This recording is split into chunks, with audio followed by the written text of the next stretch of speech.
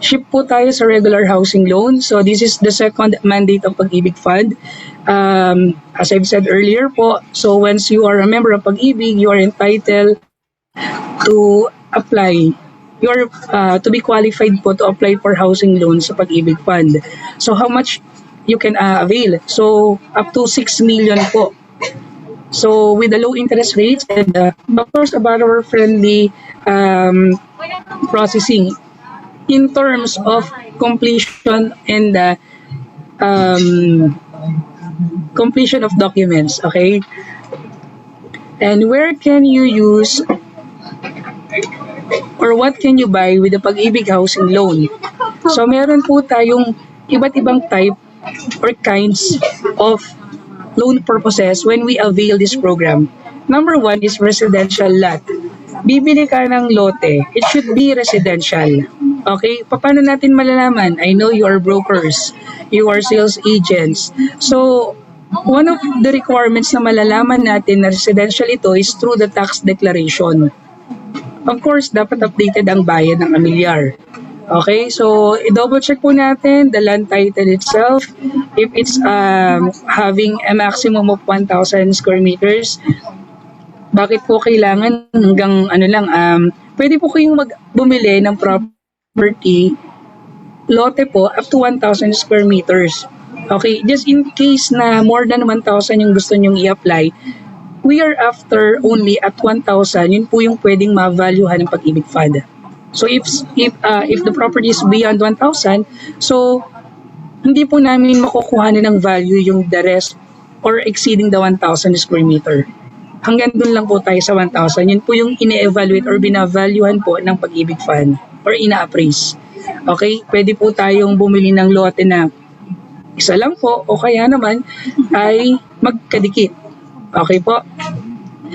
Second po na pwede natin i-apply is pagbili po ng isang residential house and lot. It could be a townhouse or a condominium unit. So ito yung mas maraming nag-i-inquire sa mga bandang NCR, District 1 ng Laguna, and all the rest of the cities sa Pilipinas kasi marami nagsusulpot ang mga condominium.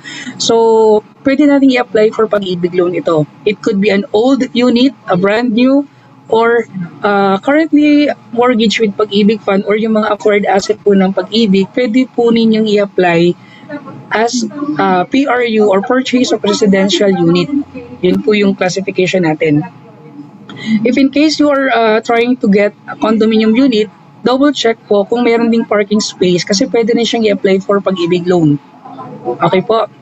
Pwede rin magkatabi na property or kung sakaling magkahiwalay naman po, pwede rin po kasi we are entitled also for multiple housing loan accounts. As long as pwede pong one at a time muna. We should be approved first and taken out po yung isang account and then we could also apply for another housing loan if so in case may capacity to pay pa po tayo.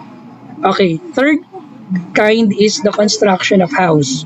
So when we try to build our own dream house, let's say you have your own lot, nakapangalan sa inyo, that's very good. Kasi wala tayong magiging problem in terms of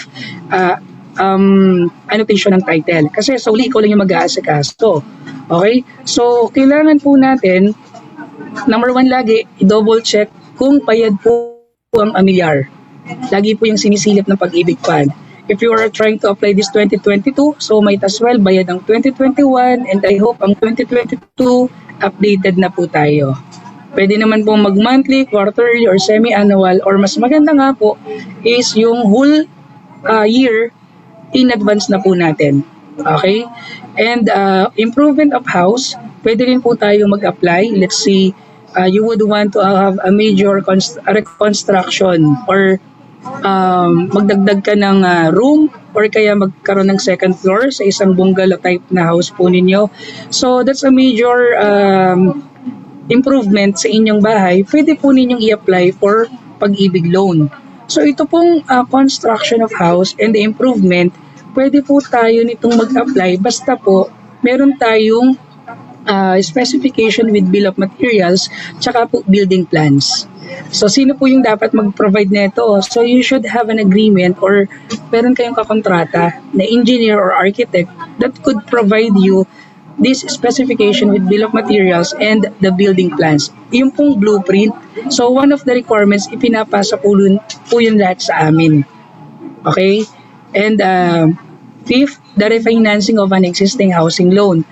In time na meron po kayong property na naka-bank loan, okay, we will not be mentioning any bank here, ano po, but meron po tayo mga client, even those working at the bank, nag-apply po sila ng kanilang loan sa amin.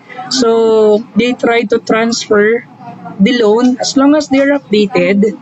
And syempre, bayad na naman ng amilyar, so you could transfer your account from bank to Pag-ibig Financing. So, what do we need? The outstanding loan balance and the latest 6 months or 12 months na payment na wala po kayong delay or penalty charges. So that's refinancing of an existing housing loan account.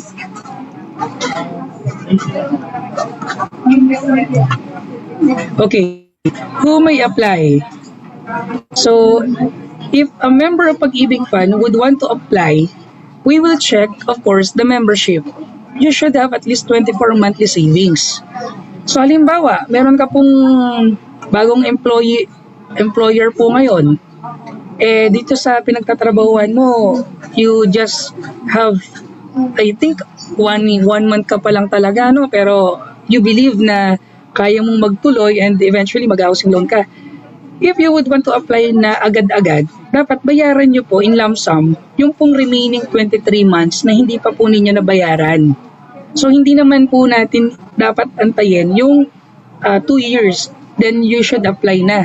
So, gusto po nating sabihin, meron tayong instant membership or lump sum payment in order for us to apply for a housing loan. So, number one requirement to have at least 24 monthly savings. Number two, you are not more than 65 years of age at date of loan application, and in time na magkaroon ng full payment tayo, hindi naman mag-exceed ng 70 years old. So what we are trying to say, just in case na mag-a-apply ka, we have the maximum term kasi of 30 years to pay. So gusto nating i-share na from 70 years old na matured na yung loan mo, i-less mo yung actual age mo ngayon. So, yun yung possible na loan term po na applicable sa'yo. But also, we will consider the capacity to pay pa rin ng client. But primarily, meron tayong maximum term of 30 years po. So, it all applies dun sa mga 40 years old and below. Yan. And, but still, you have the options to choose whether you want to have longest term of 30 or the shortest na kayang-kaya nyo pong sustain o i-maintain ang inyong housing loan account. Third po na ating qualification is with legal capacity to acquire or encumber real property. So we are trying to say here na you are 18 years of age at syempre meron ka ng kapasidad na makapag-maintain ng housing loan account kasi syempre magma-monthly amortization ka nito, and of course sana may pinagkakakitaan. It could be you are working abroad, an OFW, or locally employed, or just having a business. You own a business and considered as self-employed. Okay po. And fourth, no Pag-ibig housing loan foreclosed, cancel, bought back, or voluntary surrender o yung dasyo din pago. So yung pang-apat nating sinasabi dito, tinitrace po kasi namin yung bawat account namin kung meron kayong existing na housing loan na. If ever naman po na updated kayo, wala pong magiging problema. Kasi we will just identify your capacity in terms of your income documents. So, gaya ng nabanggit ko, we are entitled for multiple housing loan accounts as long as we have the capacity to pay. But if in case a certain client would want to apply for a housing loan pero previously meron siyang na-foreclosed na unit, it's either napabayaan niya or hindi niya na talaga naintindi due to some reasons like very personal, ayaw niya nang kasama yung kapitbahay niya or whatsoever. that could mean a lot na hindi na siya makapag-apply for another loan. Kasi yun yung term na blacklisting na pong tinatawag. Kasi pinabayaan mo yung nauna, baka this time around, ganun din yung mangyayari, di ba? But we are not closing the doors if there's certain reasons like health reasons po that you could provide us a letter with proof, physician certificate that you undergone this kind of treatment, and due to that financially ko unstable ka during those times. So pwede kayong mag-letter sa aming key officers, then subject for evaluation. Malay nyo po, magkaroon tayo ng second chance. Okay po? But that's subject for evaluation and approval. Lastly, if with existing Pag-ibig housing loan or short-term loan, so nabanggit ko na to, it should be updated. So halimbawa po pala, meron kayong multiple housing loan accounts.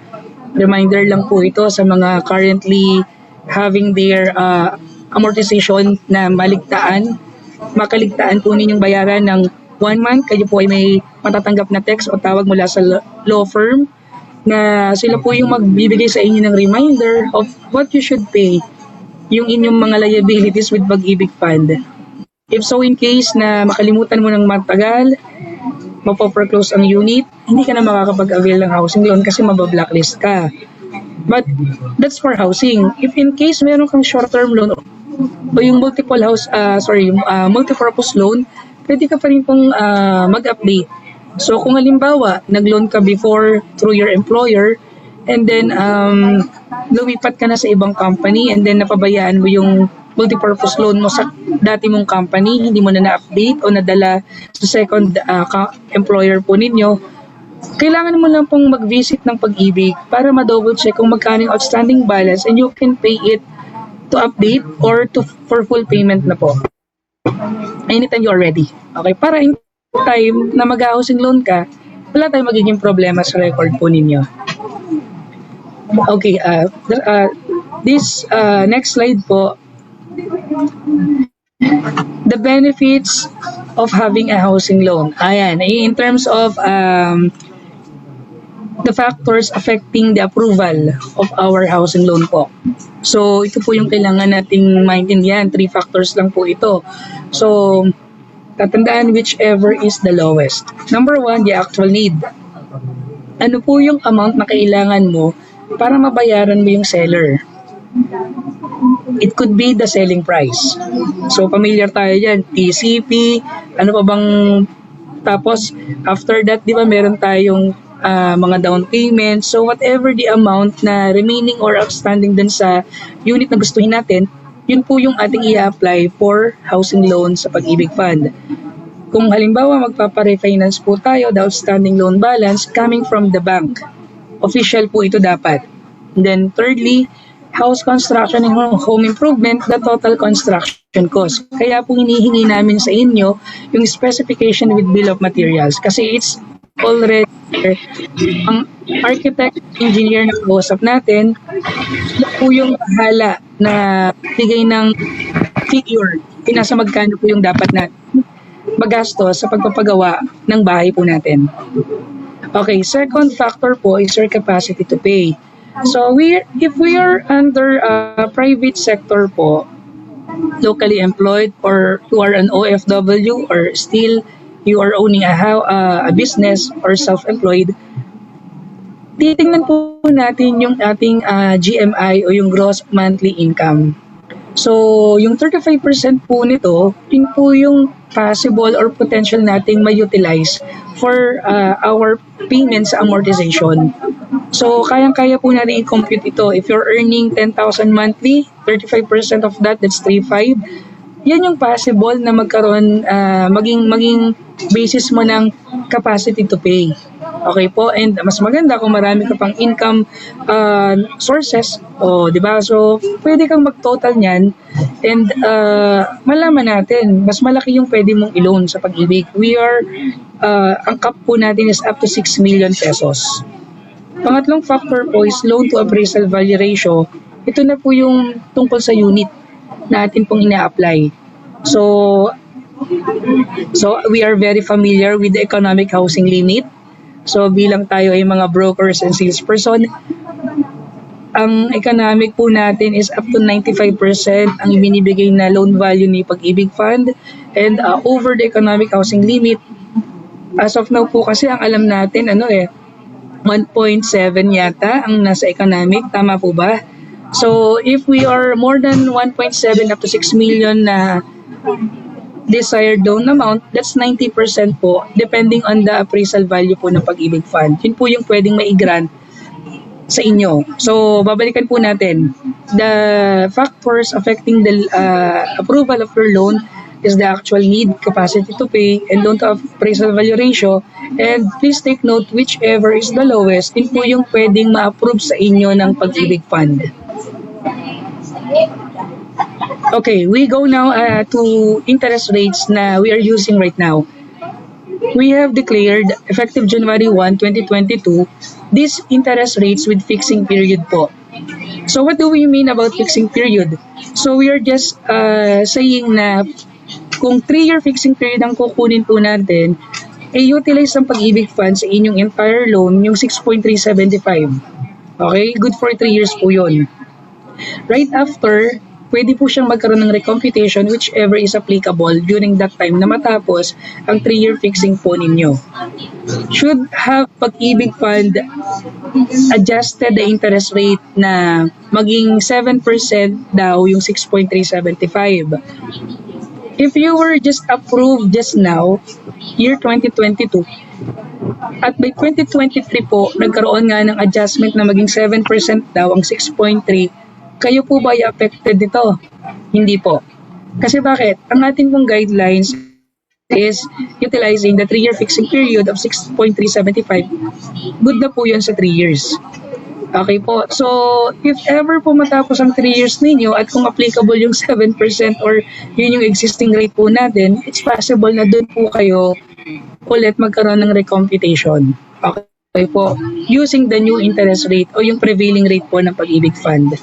Okay po. So, kung ayaw nyo nang nagagalaw for the entire 30 years of your loan term, kunin nyo po yung 10%, good for 30 years na po yun. Whatever happens to the fund, magkaroon man ng lower interest or higher interest, 10% kayo for the entire 30 years po ng inyong payment ng amortization. Okay po?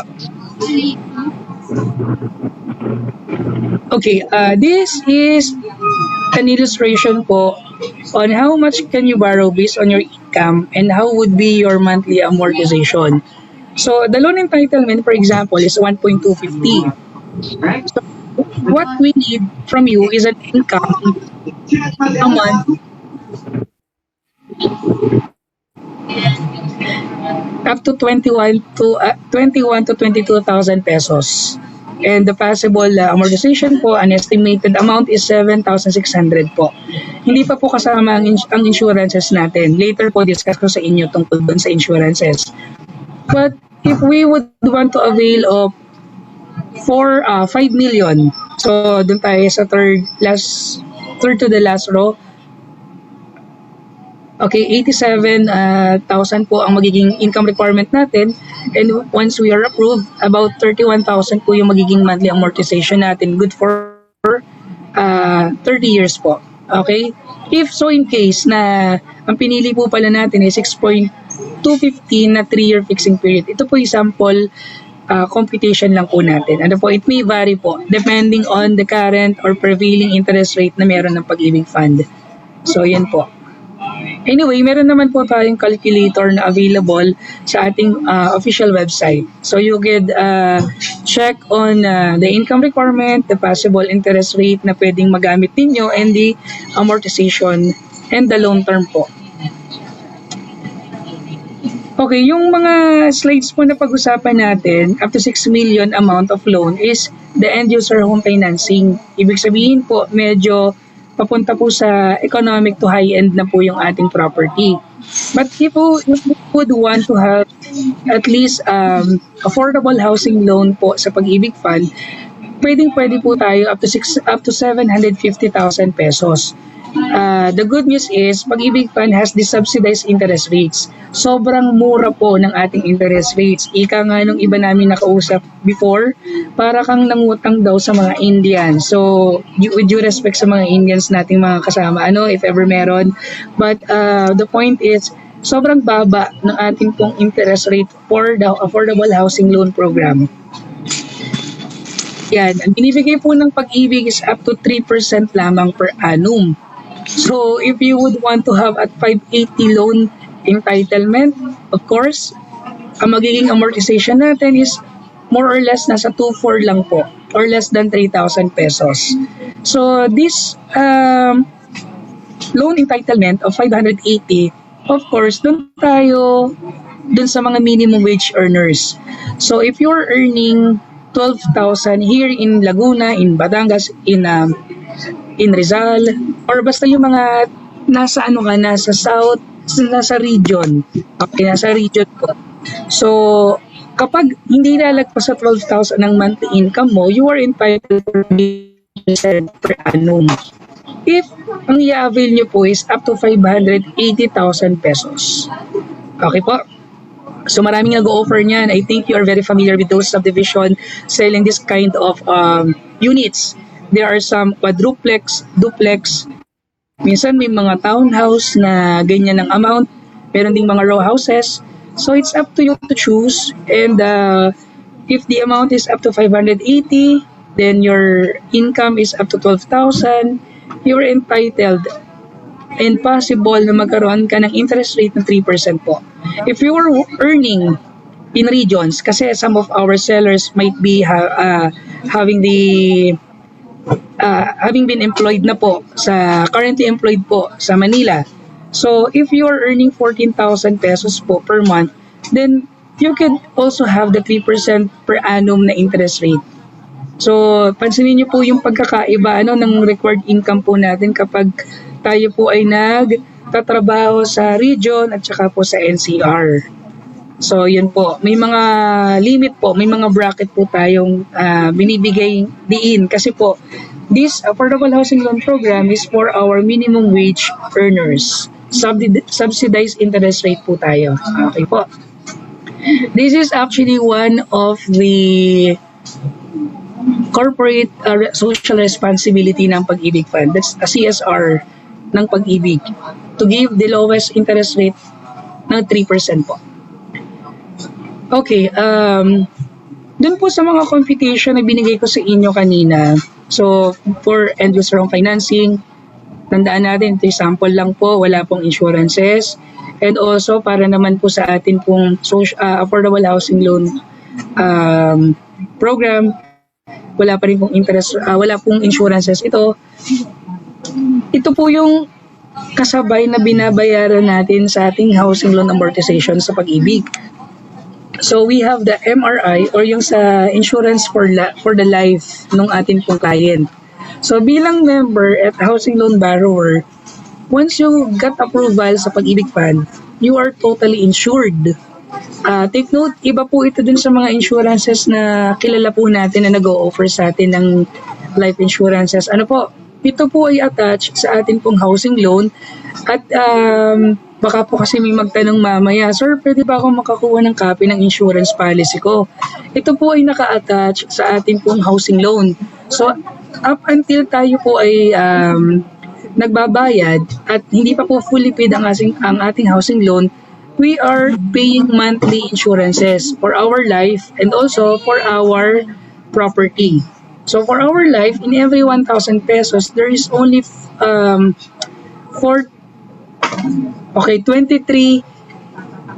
centavos. Okay po, yun lang po yung binabayaran natin. So let's say 1 million yung ating loan.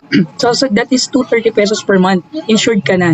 So ito po yung ginagawa lang po naming kwentuhan lang naman po ito or pwedeng papunta sa biro. Kapag ka po nagkaroon na ng approval sa Pag-ibig Fund, pwede na po daw pong mawala sa earth kasi insured naman daw at wala naman daw pong ipapabayaran doon sa may iiwan ng family members nung namatay. But that's a sad story. But if we would want to have a security rin po na ang family po natin, just in case we will go there. So, una-una lang nga, ika nga nung iba. Pero, at least, we are sure enough na magkakaroon po tayo ng ipapamanang property sa atin pong pamilya. So, with just 23 centavos of every 1,000 pesos ng loan natin, yun po yung naibibigay natin, security po ng ating life habang tayo po ay merong housing loan account sa Pag-ibig Fund. And also sa property po naman, meron din naman po tayo insurances doon in cases of fire, flood, typhoons, earthquake, or whatever acts of gods that we do not have any control of that. Pwede po tayong mag-claim. Situation was in Taal Volcano eruption po. Certain localities po ng Batangas, may mga malalaking damages po na nangyari, and there were claimants. Okay po. And then, dagdag ko po pala sa life insurances o yung MRI, meron po tayong burial benefit.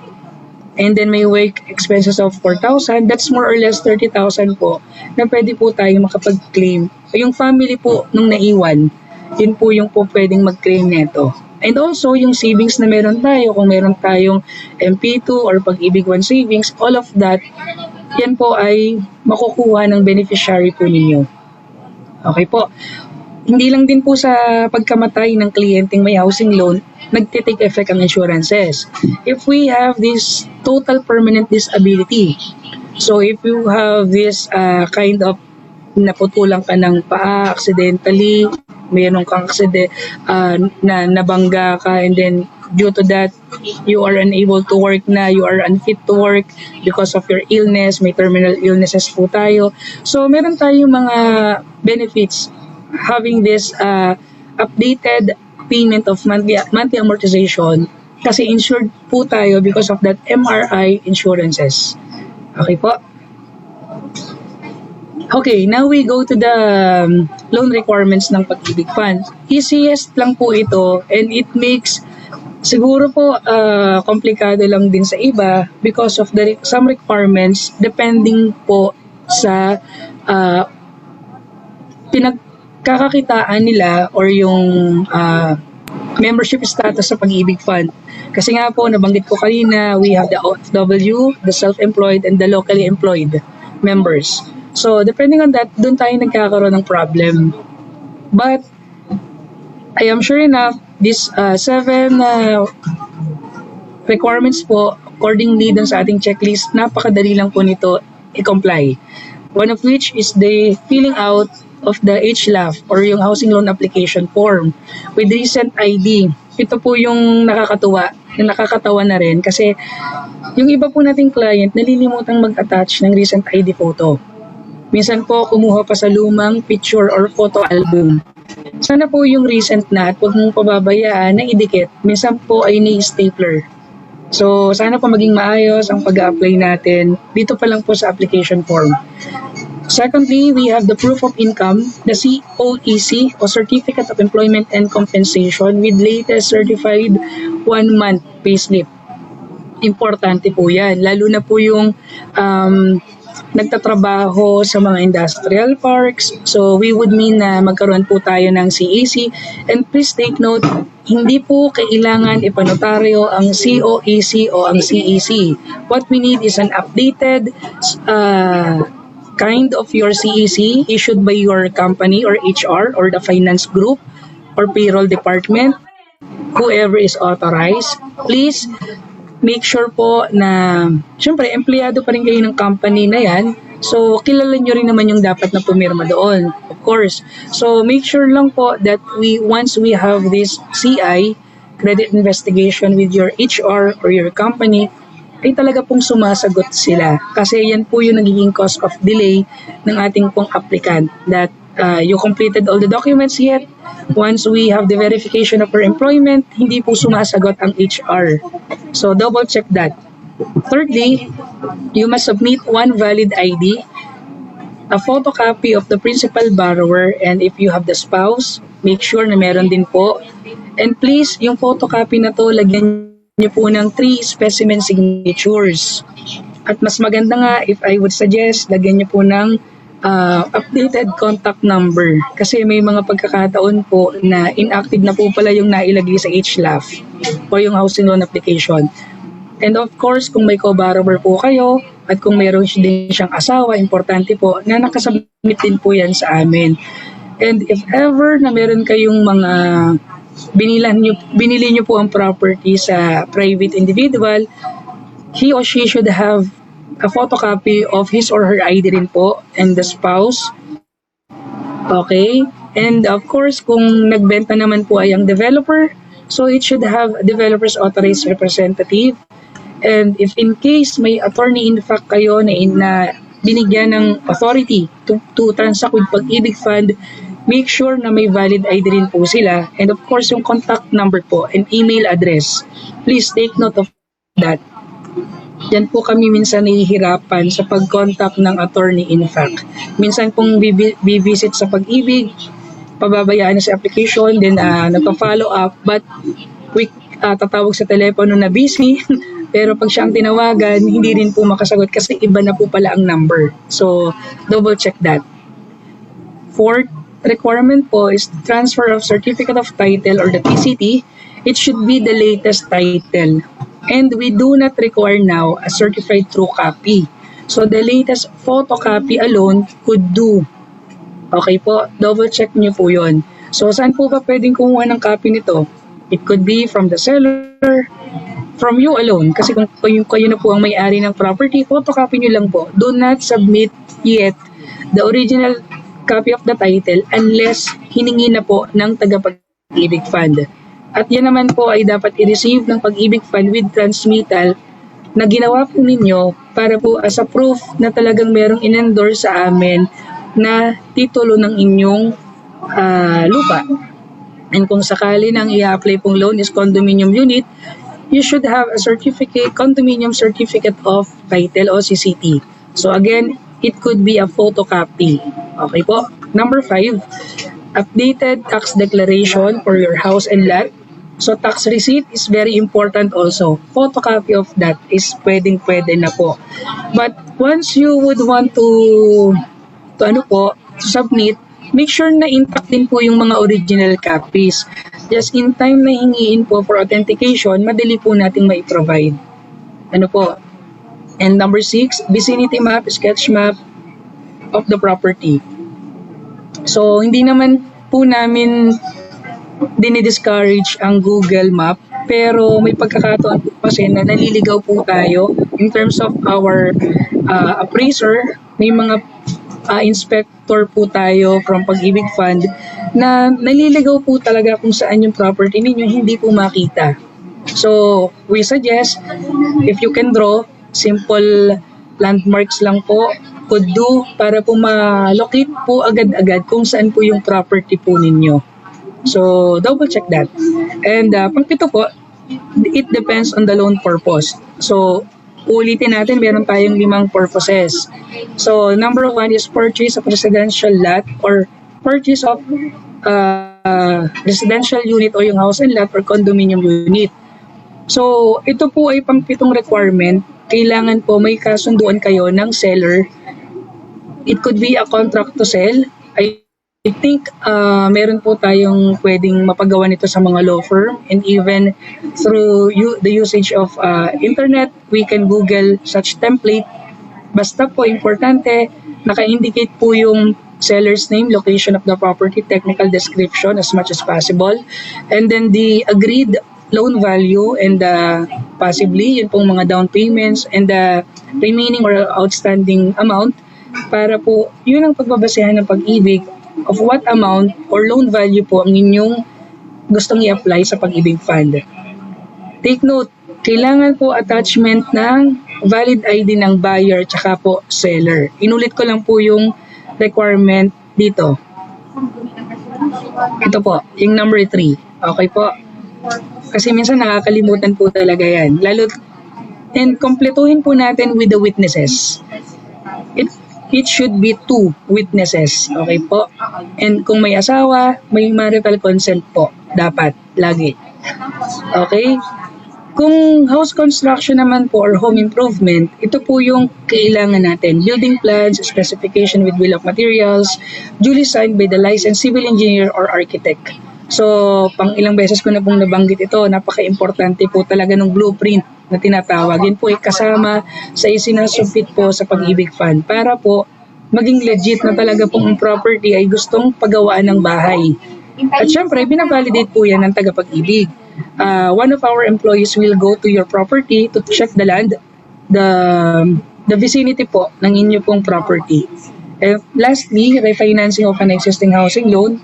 So, latest statement of account on your outstanding loan balance, duly signed by the manager po ng bangko and or any officer or authorized officer po noon, and the official receipt for the last 6 months or any valid proof of payment, and of course, kung kaya naman pong makapag-provide ng subsidiary ledger. So, please counter-check that with your bank. Okay po. Hindi naman po mahirap kausap ang mga bangko. There should be right timing lang po. Kasi syempre, it will be refinanced. And pakitandaan po, one at a time po ang pag-a-apply ng loan. So, hindi po tayo nag-accept na naka-loan na po kayo sa bangko, then gusto nyo pa pong gamitin yung title ninyo as part of the loan naman sa Pag-ibig Fund. So, kumbaga, kailangan po, pwede po ang refinancing, pero hindi po pwede ang application of loan at the same time. Okay po, one at a time po tayo. Okay, if you were be approved or taken out na po sa Pag-ibig Fund, paano naman kayo makakapagbayad ng amortization? So, may mga ways po tayo. So, through virtual Pag-ibig. So, later po, meron po tayong slide for that. Then, post-dated checks. Pwede po kayong mag-issue a minimum of 12 checks. I think there's certain transmittal po na kailangan yung i-fill out dito na po sa office namin para po ma-duly receive din ng aming officer in charge. And sila po yung bahalang mag-manage nito once in a while in every payment due date na nilagay nyo po sa inyong PDC or post-dated checks. Pangatlo po, through collection servicing agreement with your company. There are certain companies po that we had memorandum of agreement para po magkaroon sila ng collection ng housing loan amortization. So, I for one, nagkaroon po ako ng coordination with industrial parks in Lipa, in Tanawan, and in Santo Tomas. So, there are employers po na took the advantage of having this agreement po para nakasalary deduct na po yung kanilang amortization. So, there are certain forms para po doon na i-utilize or isasabit po ng client sa HR nila o sa payroll department and then eventually sa Pag-ibig Fund. So, bali ang mangyayari po para siyang multi-purpose loan na nakasalary deduct and let your employer remit for your housing loan account. And due to that, hindi ka magkakaroon ng foreclosure kasi yun pong housing loan account mo, you are sure enough na magkakaroon siya ng payment because deducted na sa sweldo. So, hindi mo na siya iisipin buwan-buwan. But, we encourage you to double check it with your HR and once in a while, visit virtual Pag-ibig para ma-double check if pumapasok po ang payment ninyo. Pang-apat po, accredited collection partners, outlets, and mobile payments facilities. So, alam naman natin, through the usage of, through the advantages of technology po, we have Paymaya, GCash, and other SM Bayad centers or partner merchants ng Pag-ibig. So, pwede po tayong magkaroon ng, accredited collection partners ng Pag-ibig. Pwede kayong magbayad po. May M. Luwilier, I think there are certain banks that you could also arrange auto-debit arrangement. I-double check nyo lang po sa inyong bangko kung saan po kayo may depository account. Okay? And these are the list or some partners sa Pag-ibig Fund through the years. So, Land Bank, Banknet, Metrobank, GCash. So, these credit cards, I think pwede rin po ninyong i-try na magbayad. So, there is certain amount lang din po na sinisingil sila due to the convenience fee. Ayan, convenience fee ang tawag. Okay, tama ba? Okay, yun po yung sinisingil na nila, just amount of 5 to 7 or 10 pesos. So, very minimal. Instead na mamasahe ka at magasolina ka pa, napakamahal po ng gas ngayon. Okay? Yan. So, shift po tayo sa Home Equity Appreciation Loan or yung HEAL program ng Pag-ibig Fund. This is very new sa lahat ng borrowers po. I mean, to those who have already a housing loan account na updated po sa amin, at ito po ay magandang pagkakataon para po magkaroon kayo ng sapat na amount para po ito ay makatulong in terms of home improvement, livelihood, additional capital for business, educational expenses, health and wellness, purchase of appliance and furniture, or some electronic gadgets, payments of utilities, travel, leisure, and others. So, these are the loan purposes po ng HEAL program. Okay? Sa HEAL program po na ito, so the objective of this program is to reward good paying housing loan borrowers or installment buyers. Ito na po yung nagmamantling nga tayo ng ating amortization of Pag-ibig Fund ROPA by providing them the opportunity to avail of another loan based on their existing mortgage collateral properties with the fund. And we recognize the appreciation in the value of the collateral properties that are currently mortgaged or under payment po installment sale with the fund. So, ano pong kailangan natin dito? Kailangan po meron tayong housing loan account na at least may 5 years na po as of the date of application. So, yung mga very new like 2018 po na take out, you are not yet qualified. But if you are 5 years back, 22, 21, 20, 19, tama ba? 18. Okay, pwede po kayong makapag-avail yung 20, tama ba ako? Okay, 2017, it's possible po. Okay, na magkaroon kayo ng HEAL program, application for HEAL program. All existing housing loan accounts must have been regularly within the last 12 months, immediately prior to the date of application, without any payment made beyond the last day of the applicable month due. So, yun po yung kailangan nating i-double check. So, napakasimple lang po nito. Kumbaga, sa 3 months term po, i-re-apply po lang po yung existing loan, housing loan account mo with the appreciation value po nito. So, desired loan amount po is pagbabasehan po rin po natin yung 3 factors na una ko pong na-discuss kanina sa end user home financing. The desired loan amount, the capacity to pay, and the loan to value ratio po. Halos parehas lang po yan nung nauna nating na-discuss. But please take note na hindi ko po nabanggit kanina, and I would give emphasis on this. If ever po, if we are working as a government employee, so kailangan po nating magkaroon ng net take-home pay na hindi po bababa sa 5,000 in accordance dun sa General Appropriation Act or yung DAA.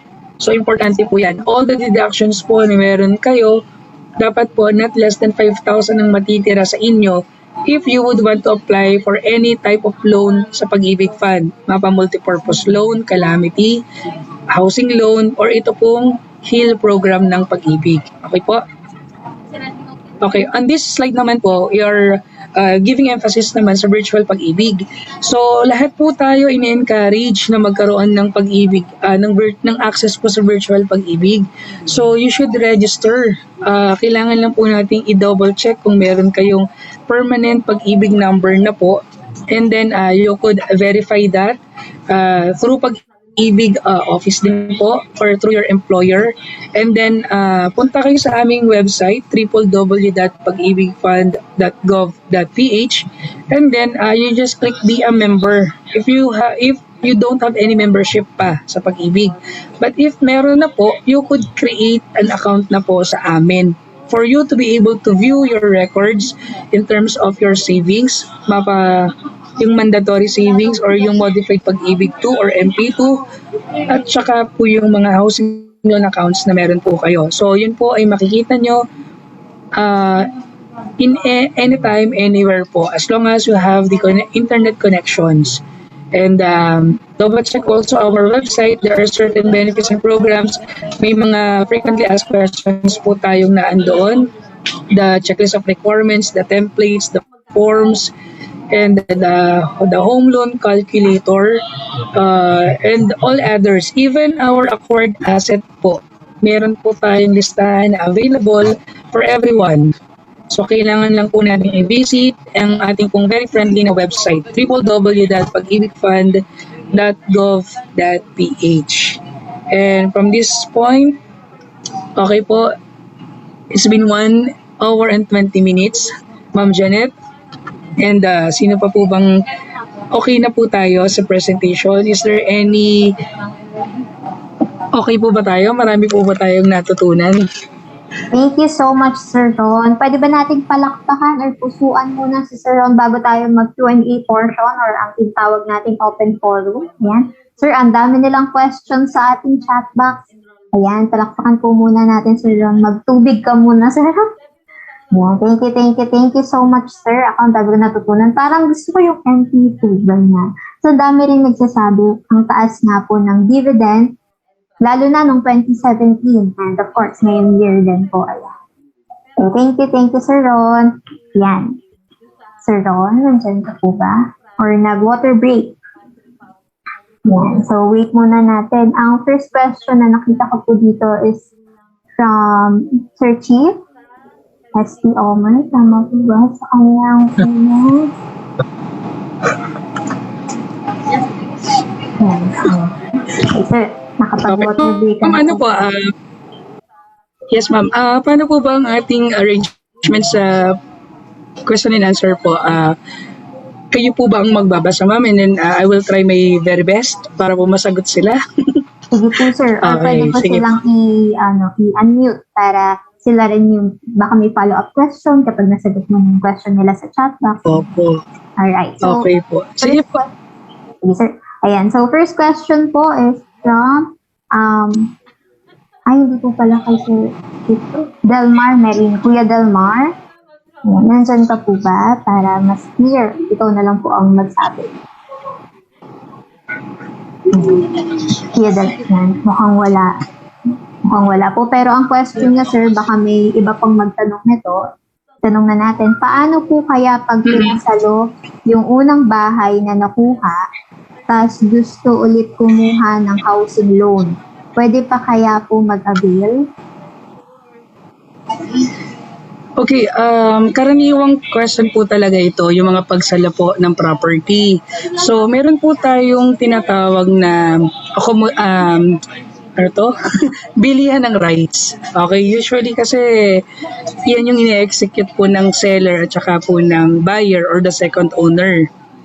Ngayon, kapag po nagkaroon siya ng formality, nagkaroon ng pagbili na nga po or sinalo na po yung property, but the name is not changed sa system namin. So, ang mangyayari po doon, itutuloy niya lang po yung amortization nung first owner. Tama po. Kaya lang, may bearing po ito doon sa dalawang parties. Ito po yung masakit at medyo masalimuot na pagdadaanan. Gusto ko pong isa-isahin. Number 1, dun po sa ating seller. Kayo po yung unang may-ari. Kapag po nagkaroon kayo ng agreement with certain amount ng bilihan ng rights just to continue the amortization po of the second owner, kapag po nagkaroon ng pagkapalya ng pagbabayad ang second owner, it will be your risk. Kasi po, your name is reflected and your savings ay maapektuhan din po. Kasi magkakaroon po tayo ng pag po matagal nang hindi nababayaran, let's say 9 months. 9 months pong hindi nababayaran yung amortization ni second owner. So, kampante ka, wala kang problema sa housing. Pero, you are still working. You are a good employee. You are paying, you are saving. Yung pong inyong total savings, kukuhanan po ng pag-ibig, ipangbabayad, ipangtatapal dun sa iyong outstanding balance or yung naka-due na amount. So, affected ang savings mo, mababawasan without you knowing. Okay po, it will happen. So, that's very risky. So, ako, ikaw na first owner, papayag ka ba sa ganun? Siyempre, hindi. So, that's one of the risk na kailangan mong i-consider. Number 2, bilang sa seller naman din po, kung magpabaya kung natuluyang nagpabaya ang second owner na magbabayad, ang pwede pong mangyari sa inyo will be ganito, mabablacklist ka po ng Pag-ibig. Kasi ang nangyari, until na foreclose ang property, naging acquired asset namin. To think na nagkaroon kayo ng bentahan, ang patuloy natin is the notarized transfer of rights. But in our system, it's only you, the name po ninyo ang nakareflect po sa system namin. So kayo po yung mapablacklist ng Pag-ibig Fund, hindi po yung second owner. So in relation do sa tanong, qualified ka pa po bang mag-loan? Hindi na po, kasi blacklist ka na nga po eh. So ano pong kailangan nating gawin? At least i-formalize po natin kapag ang titulo ng property nakapangalan na po sa inyo, make sure hindi lang po transfer of rights. I-apply po sana ng second owner to be yung inyong property under his or her name para makiklear out ang pangalan mo as fully paid and then transferred po ang certain amount na iniloan po ng second owner for that particular property na una mong pinagmay-arian o una mong pagmamay-ari. Okay? Okay. Then, yung risk din po sa second owner, ito naman pag-usapan natin. Nag-a-amortize ka, updated po kayo. Nagkaroon ng bentahan. Ang nangyari, na mismong papirmahan sa spouse. Ito yung problema noon. Namatay ngayon si first owner. Di ba po nagbabayad ka ng amortization together, attached po doon yung MRI? So kapag namatay ang principal borrower o yung first owner po, sino po ang beneficiary? Ikaw po ba na second owner o yung kanyang iniwang pamilya? So sinong kilala ng system? Si first owner. So yung aming aasikasuhin would be the beneficiary of the first owner po. So that's very risky on the part of the second owner. So hindi po siya masaya kasi magkakaroon kayo ng problema in the eventualities na nagkaroon niya ng terminal illness, nagkaroon niya ng total permanent disability or worst case, death. So beneficiary po would take place or would benefit out of those payments na meron kang ginawa. And also, kapag ka po nagkaroon kayo ng problema sa pagbabayad ng amilyar, ng ano pa man, so laging ang pangalan ni first owner ang lumalabas. So, what we suggest, you formalize the application to Pag-ibig Fund Office. So, ang kailangan lang po nating tandaan, 2 years na po bang nagbabayad or pagmamay-ari nung unang owner, yun pong property. So, kailangan lang po niyan ay nakatitle na sa kanya para ma-formalize po ang bentahan ng property. Ang masama po kasi nito, kapag ang titulo nakapangalan pa po sa developer, hindi pa po kayo magkakaroon ng bentahan. Kasi po, hindi po marireflect as seller si tao. Kasi unat-una, ang titulo nakapangalan kay developer pa. So, kami, we advise na i-follow up sa developer na i-transfer ang title sa pangalan po nung talagang owner. So, it commence after take-out or at the very least 18 to 24 months bago po i-transfer ang title sa pangalan po ng owner. Tapos, bahala ka na, ibenta mo sa iba, it's your choice, it's your agreement between the seller and the buyer. Sana po nasagot ko yung sagot.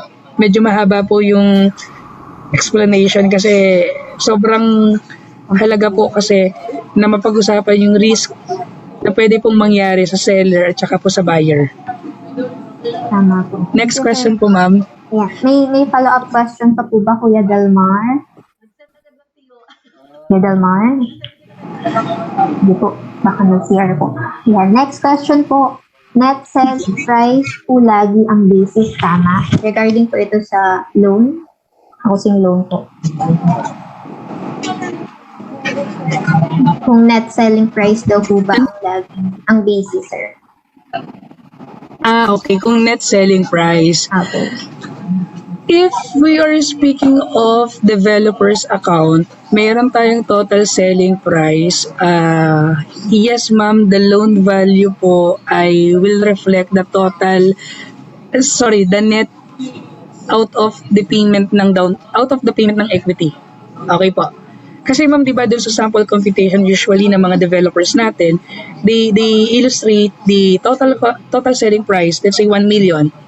Meron tayong tinatawag na reservation of 5,000. Meron din tayong down payment or equity payment of 50,000.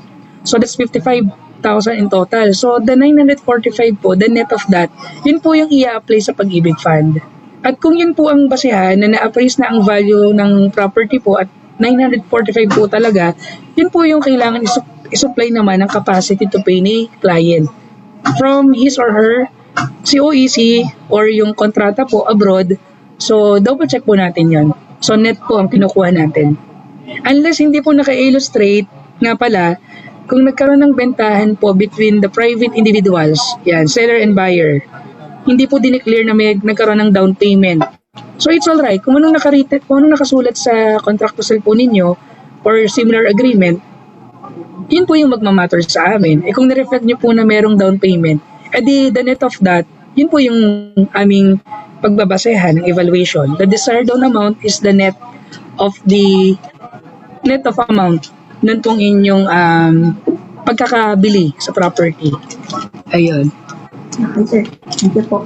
Next po, if may existing housing loan na 1.8 million ang value and gusto mag-avail ng lot na nasa 500K, pwede pa po ba yun? Need lang ma-meet yung 43,000 na GMI. Okay, ma'am, in terms of multiple housing loan accounts, as long as we have the capacity to pay po, you could have as many as you want. Just maintain everything in good standing and then wala tayong magiging problema sa foreclosure. Kasi if malaglag ang isa dyan, all of your accounts will be foreclosed. Even if it's affordable housing of 580 and then you tend to have 2 million or 1.8 worth of property po, it will be foreclosed at the same time. Ang sakit po nun. So, multiple housing loan accounts, qualified po tayo basta po may capacity to pay at hindi po lalagpas ng 6 million cap. In total, yun. Thank you, sir. Next question po. Sir, ask ko lang po sana, what if iwalay na po sa asawa? Okay lang daw po ba na wala na pong sign ng asawa? Yan ang masakit. Yan ang masakit talaga. Pero yan po talaga ay kailangan natin magkaroon po tayo ng marital consent po. Lagi po tayong nahingi ng marital consent. Kasi po, importante yan. Kasi as we all know, under family code, meron tayong absolute community property. So, it will be 50-50%. So, hindi po tayo makakapag-process ng any loan na kung kayo po ay alam nating married kayo, edi mangyayari, malalaman po yan. Kasi alam nyo po, may mga, syempre ang lalaki hindi naman nagpapalit ng apelyido. But ang babae, minsan nagpapalit, minsan hindi. We acknowledge that. But if so in case makalusot, at the end of the day, kailangan pa rin po nating maintindihan na if we are married, it is 50-50% po ng hatian. That's absolute community. At magiging kasalanan po yan. In the near future, baka po makasuhan pa ang isa sa inyo. Kasi nagtago kayo ng spouse. Hindi kayo nagpamarital consent. Kahit po sa ang lupalop ng Pilipinas or ibang bansa, we make sure na meron po tayong pirma. Pero, pwede po kayong mag-seek ng legal advice in terms na may 7 years or more na hindi po nagpaparamdam ang inyong ex or estranged husband or wife. Yun po ay hindi na po namin sakop. Minsan po makailangan natin ng court order para po manatili na hindi na tayo magkaroon ng marital consent and we do not have the control of that because korte na po ang magsasabi nito. At kailangan po isubmit ninyo yan sa amin just to prove na wala po talagang kailangang marital consent for your application. So, good luck po sa ating mga ka-members. Ayun po, ma'am. Opo. Add ko lang po, parang nakalagay din sa family code is 10 years kapag wala na pong ng 10 years. Yun po talaga. Kahit hindi na daw po. Yeah. Next question po. Ayan, nadagdagan pa. Ma'am Janet, nadagdagan pala ng 3 years, 10 years na pala. Okay yun, okay yan. So, ma'am, thank you for that. Apo. 10 years. Next po, sir, kahit po first payment po pa lang po, pwede na po ba sa GCash or bank transfer or need po talaga sa Pag-ibig branch po? Sa MP2 pa. Anong topic atin next? Okay. Sige po ma'am, either MP2 or housing loan po, that's a good question po to bear. Okay, ito po yung ating pwedeng sabihin. Pag po tayo ay may first payment in terms of housing loan amortization, actually, we encourage na magpag-ibig office po sana just to create the account na dala-dala nyo po ang notice of installment and amortization or yung NIA. Okay, wag pong malilito kasi may NOA na tinatawag, that's notice of approval, at meron po yung kaakibat na NIA o notice of installment and amortization. Doon po naka-indicate kung magkano po yung kailangan bayaran ng client po natin. On your first month po, pwede po kayo mag-pay visit dito sa amin, sa Pag-ibig Halang or any housing loan branches po or who could cater housing loan payments. Okay po, Pag-ibig offices po ang tinutukoy ko. Pero, meron din naman pong client na nakakapag-try through GCash or Paymaya using your account number, yung HLID number po. Tinatanggap po. Kasi po, please bear with us, it is a system generated na rin po na pag po meron tayong na-take out today, hindi po siya automatic na nagre-register dun sa ating for payment. So, may mga sometime delays din po due to system error. So, we do that manual tellering system po. Kaya po we encourage to bring with you the NIA para po may basihan tayo ng inyong magiging monthly amortization. Kasi po, konektado po ang pagbigay ng payment order form sa inyo ng tagapag-ibig papunta po dun sa cashier or teller po na magtatanggap ng inyong payment. So, importante po yung meron kayong payment order form on your payment day. Okay? And in terms of MP2, yes, we encourage na mag-pay visit ulit kayo sa Pag-ibig just to recognize and to submit your registration po. Kasi po, ino-online lang po ang pag-register ng MP2. And in case po na meron na kayong MP2 number, you could print that and bring it with you sa Pag-ibig MSB or Member Services Branch. Kung kayo po ay dito nagagawi sa Calamba, sa may Parian po yon located. Meron din po tayo sa Binyan, meron po sa may Santa Rosa. So, pwede po kayong magbayad. And then, right after, pwede na po kayong mag-Paymaya or GCash. Yun po. Thank you, sir. Next po. Anytime po ba pwedeng magbayad advance payment for principal loan, not advance monthly payment? And ilang beses po pwedeng mag-advance payment para sa principal loan para bumaba ang monthly payment? Wow, okay. That's very good to ask din po kasi we encourage also our home loan borrower to pay applied to principal. Yon. So maganda po yung gustong mangyari na yung loan term natin na 30 years po is mapapaliit yan kapag po kayo ay nagbayad ng applied to principal. So whenever you are ready, anytime, pwede po yon. Pwede po siyang one time, big time, twice a month, or a week after, magbabayad ka na agad, or basta po yung importante doon, updated po ang monthly amortization natin. So, ang tawag po natin dito, mga ma'am at mga sir, is applied to principal. So, kailangan na po natin gawin is sa Pag-ibig branch po talaga magbabayad.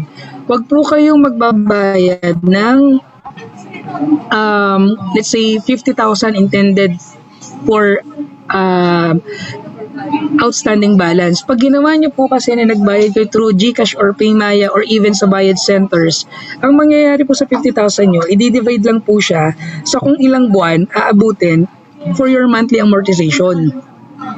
So, we are encouraging you to visit Pag-ibig Fund Office for housing loan payment at magpagawa po kayo ng payment order form para po sa certain amount na equal or more than your monthly amortization to be applied to principal balance. Yun po yung tawag namin. Ang tawag po doon sa bangko is balloon payment. Sa amin naman po is accelerated payment ang tawag. Ina-accelerate mo lang po yung pagbabayad para yung long term 30 years to pay is liliit po yun. Yun po yung mangyayari. May follow-up question po ba tayo doon? SNBB. Hello po, sir. Follow-up question ko lang po doon is, if meron po kayong certain na times kung ilan pwede magbayad sa principal buyer, principal payment, principal loan, ganun po. Opo. Ma'am, wala naman pong limit. As long as meron po tayong kakayanang makapagbayad ng equal or more than the amortization po ninyo at updated naman po talaga ang account, anytime po, unlimited po, pwede po kayong magbayad. Actually, ma'am, we have clients from UPLB. Lagi ako nagbe-best example from UP kasi po, I was once teller din po. So, tumanggap din po ako ng mga payments ng client namin sa housing. So, may mga nakilala na po kaming kliyente na lagi pong nagbabayad, applied to principal. And until that time na supposedly 2020 po yung kanyang payment end of payment niya. Pero nung 2012 po, fully paid na po siya. Because of that, applied to principal po. Unlimited po ito, ma'am. Wala pong problema. Okay po. Halimbawa, nagbayad ka ng monthly amortization mo, then mag-a-advance ka ng, may pang 3 months ka pa ng advance, pwede mo siyang ibayad sa principal. Yes, ma'am. Pwede po yun. Basta make sure po na sa Pag-ibig branch office po kayo magbabayad at naka-remark po siya na applied to principal. Sa principal. Okay po. Opo, Noted ma'am. po yan. Yes po, oo, papanood po talaga sa lahat kasi po may mga client po kami na umaabot sa amin ng reklamo kasi ang nangyari po pala, they happened not to mention na applied to principal. So ang nangyari po sa posting ng payment, na-advance lang po siya for 3 months. So bayad siya hanggang June, parang ganun po ang nangyari. So okay naman siya kasi hindi naman napunta sa wala ang binayad niya. Kaya lang, ang effect po noon kasi is magiging regular po yung term niya. Hindi na po siya uusod pabalik. Alam niyo po yun. So, mahalaga po yung applied to principal. That's very good to do. Yes po, sir. Thank you po. Noted po na, sir. Sir, isa na lang po. Tanong ko na lang din po, if ever, naka 2 years onward na ng monthly payment, wala naman pong maging problem. Paano po namin malalaman if ever wala na po kaming communication sa developer, paano namin malalaman na nakatransfer na sa name ng principal buyer, yung title po? Apo. Ma'am, una, ang alam ko po kasi, supposedly, we can always check with the developer po kasi po, nagle-letter din po sila sa buyer or even telephone call or minsan email or chat. Nag-i-inform supposedly ang developer natin to let you know po na transfer na po ang title or any requirement po kasi hihingiin nila yon sa inyo. So, kung sakasakali, worst case na hindi po talaga tayo naramdaman ni developer or sila ay nagparamdam sa inyo, pwede po kayong mag-validate through Pag-ibig Fund Office. So, if ever you would want to have a copy of your title, photocopy of your title, punta ka sa office, ma'am, or mag-send ka lang po magpaabot ka po ng letter with the purpose po kung bakit po kailangan natin ng copy ng title with your valid ID. Kung ibang tao naman po ang magre-request on your behalf, make sure po na mayroon tayong authorization letter with your valid ID and of course the person you are authorizing to get a copy of your title. Or else, kung hindi nyo po feel sa Pag-ibig magpa-validate, magpa-verify, you could also visit Registry of Deeds to get a certified true copy of your title. I think that's very good para alam nyo po talagang naipasok yung titulo ng property nyo sa RD and then may copy rin po naman talaga ang Pag-ibig niyan. So, 2 options po yun, ma'am. Thank you po, noted po, sir. Kasi dito po sa Kalambahay, kung alam nyo po, is hindi na po kami na-update ng developer and may usapan din na baka daw na-ibenta na or nabenta na sa ibang developer or sa bank yung itong Kalambahay. Kaya lahat po na nakatira dito is yun yung tanong po na baka hindi na nakatransfer sa pangalan pa namin yung mga bahay po. Kasi yung iba pong in-house financing dito is 4 years ng paid wala pa rin sa kanila yung title nila mismo. Okay po. Ma'am, I understand that situation, and I hope you could get in touch with the developer po or the registry of deeds. And kung nakapag-ibig loan naman po yan, yun po naman kasing title ninyo is nakaprenda sa pag-ibig. Hindi po yan mapupull out ni numan or yung worry natin na may ibenta siya sa iba kasi po it takes a loan is one at a time po. So it will never happen po na ibalik po ang titulo sa developer at maibenta po nila sa iba pa unless fully paid na po yung property. Kung naka in-house naman po, I think the control of such taking care of the title po is the developer yon kasi naka in-house financing po pala. So medyo kailangan lang po nating kulitin siguro ang developer. Baka po kailangan ng letters or mag-meeting po tayo with them para ma-utilize po natin at makuha po natin yung ating gusto. Yun po. Okay po, Sir Ron. Thank you po sa concern. Okay. Apo. Thank you, SM. Okay. Ma'am Janet, meron pa po kaya tayong question? Opo, sir, madami pa. Ayan, sir. Next question po is, sir, active member po ako ng Pag-ibig for 13 years. Then, nag-stop na po ako ng contribution noong 2014.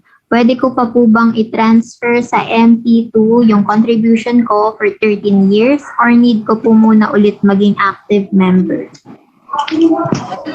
Ma'am, yung ating savings sa MP1 or yung the mandated savings po mandatory savings po natin, we can never transfer it from Pag-ibig 1 to Pag-ibig 2. Kasi ang requirement po sa Pag-ibig 2 is yung Pag-ibig 1.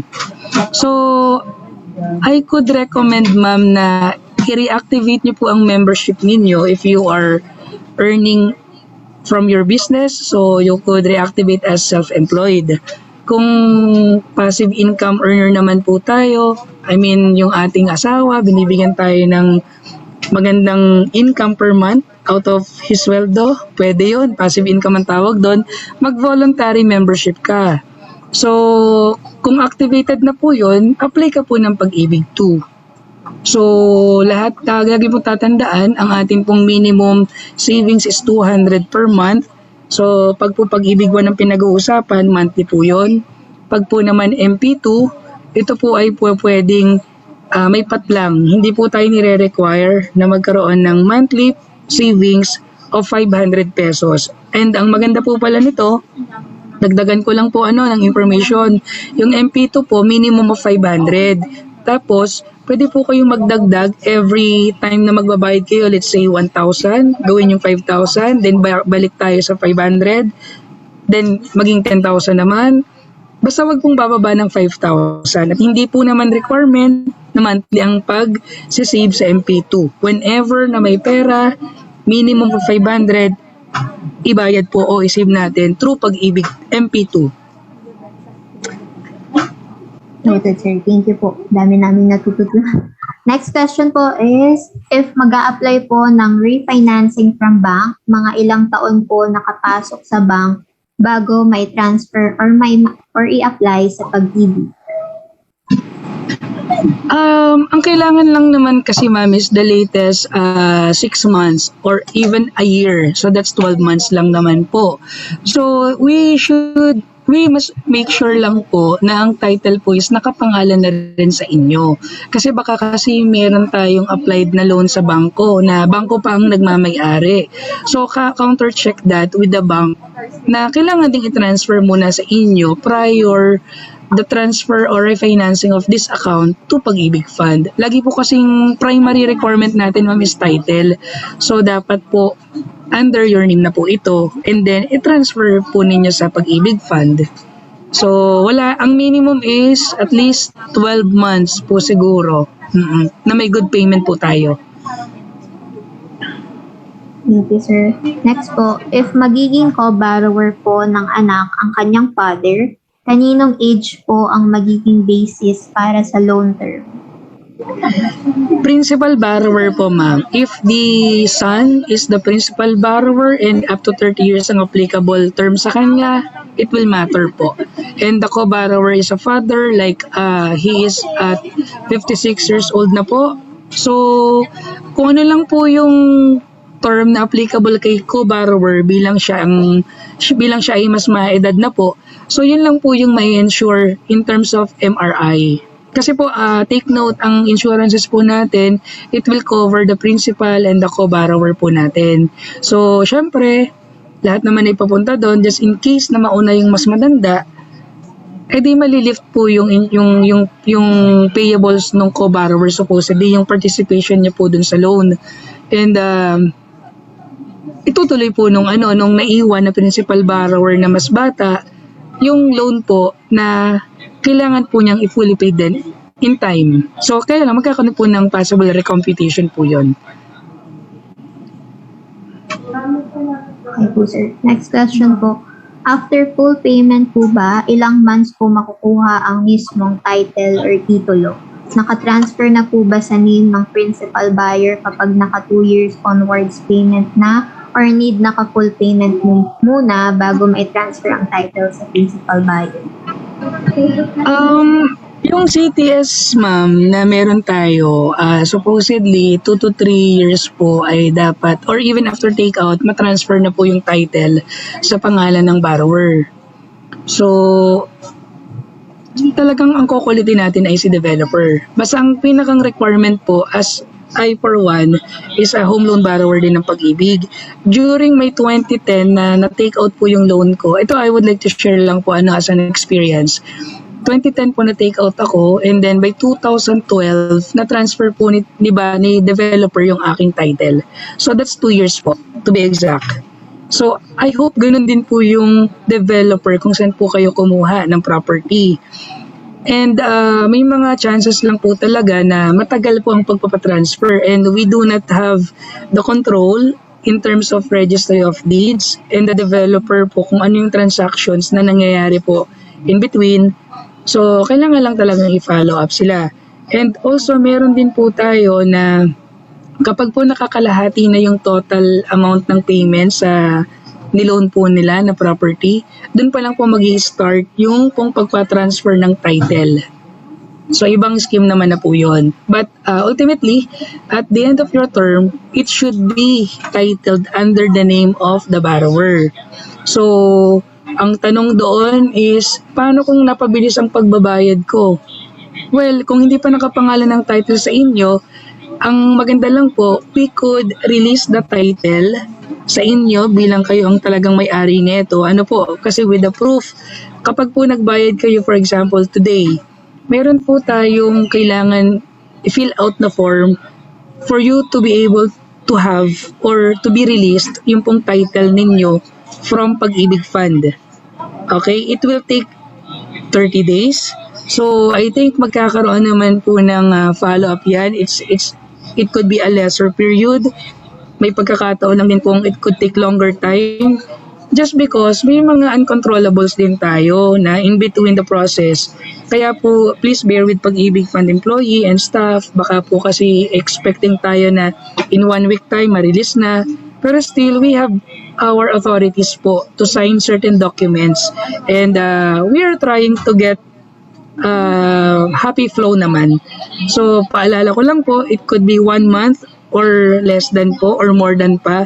Basta po, fully paid na kayo, it will be released to you even if it's under the name of developer or under your name.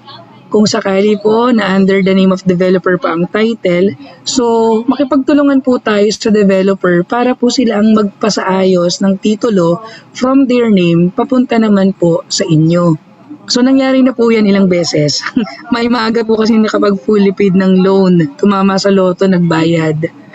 So nangyari po, in-issue sa tao yung title, sila na po nag-uusap ni developer na i-transfer po ang title sa client na pangalan po ng client. So, yun po.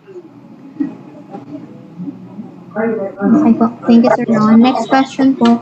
Pwede po ba mag-member at maka-avail ng housing loan dating Filipino citizen, now is Japanese citizen na? Wala daw po kasi dual citizen sa Japan.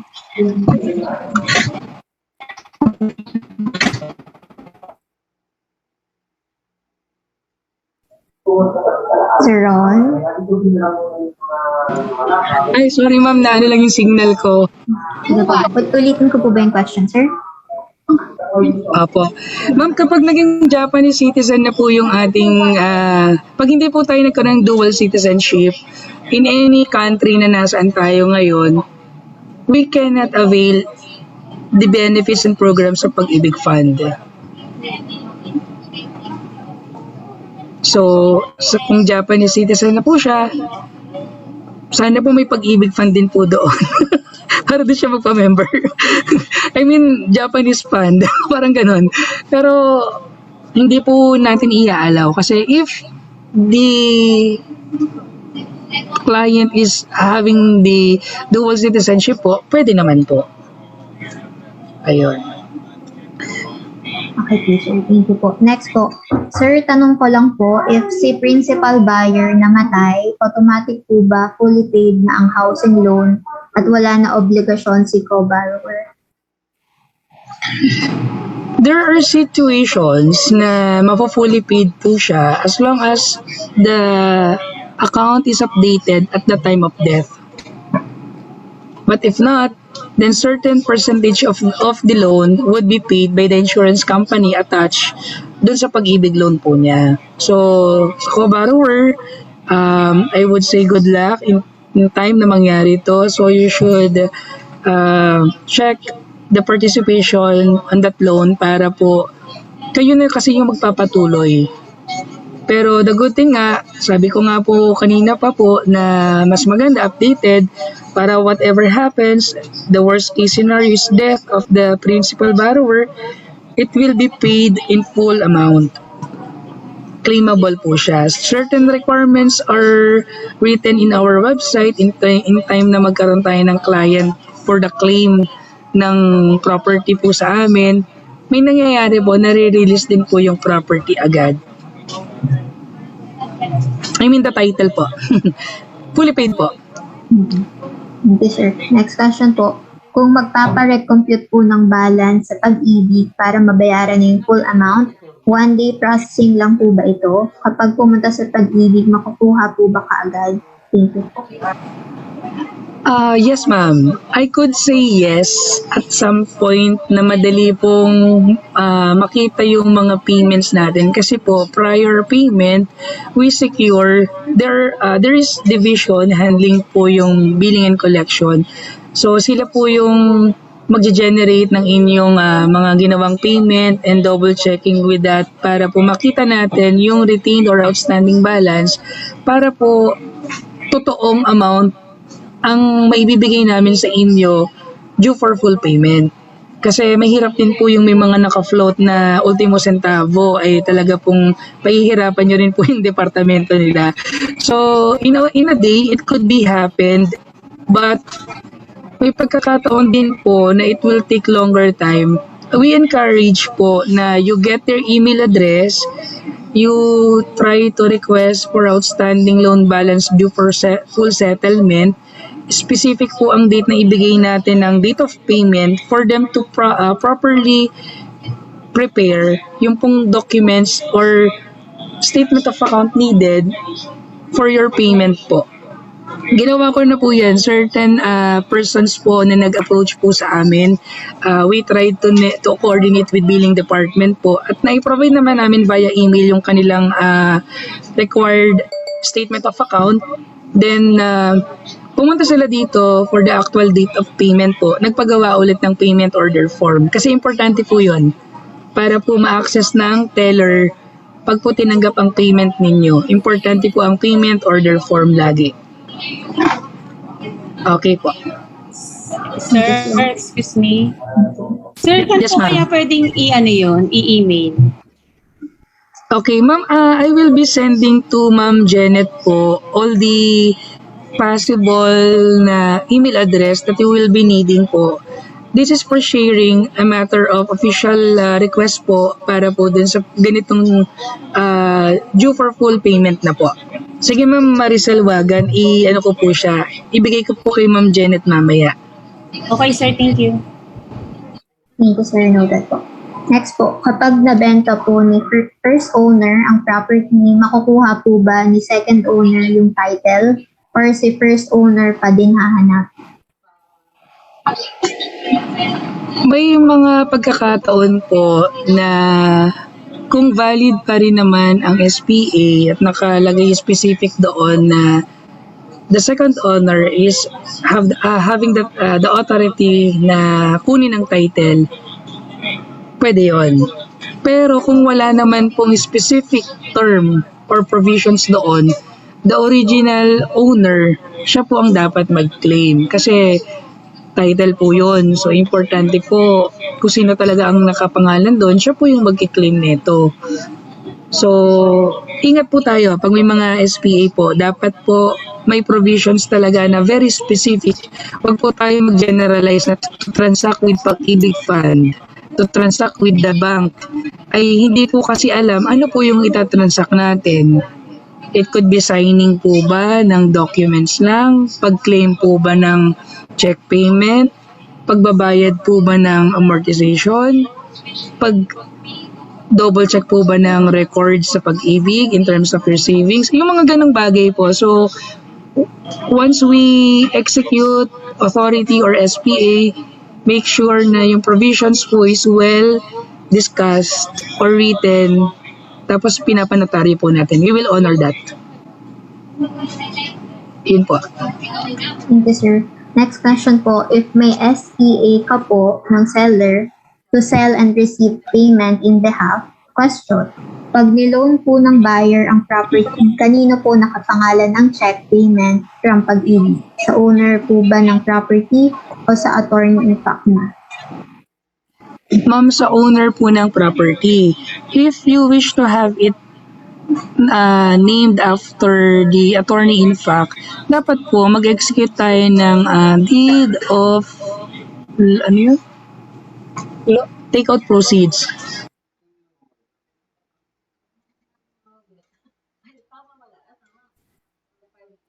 Ma'am, ano po yan? Deed of assignment of loan proceeds. Meron po tayong template para doon. Thank you, sir. Nakakatuwa, sir, nagiging totoo na yung mga naririnig na dito. Assignment, dasyon ng pago. Thank you, sir. Pasensya na po. Ayan. Next question po, ano po ang pwedeng gawin sa mga pasalo kung wala naman pong maibigay na requirements ang second owner po?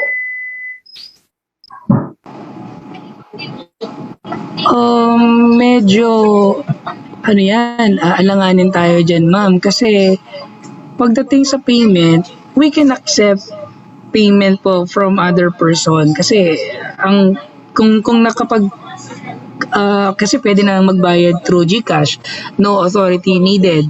Pero kung sa Pag-ibig office, we need authorization to generate payment order form or statement of account to that person who would want to pay in the office.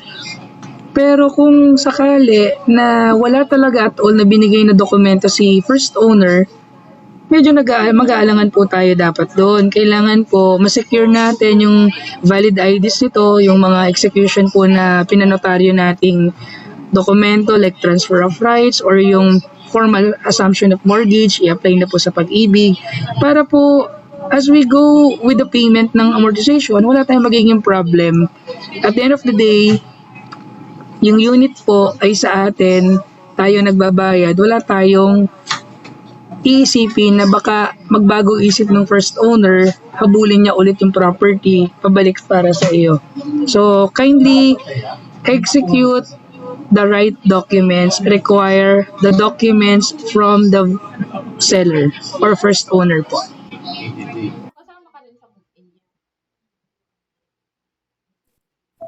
Thank you, sir. Ate Julie, may follow-up question ka po ba?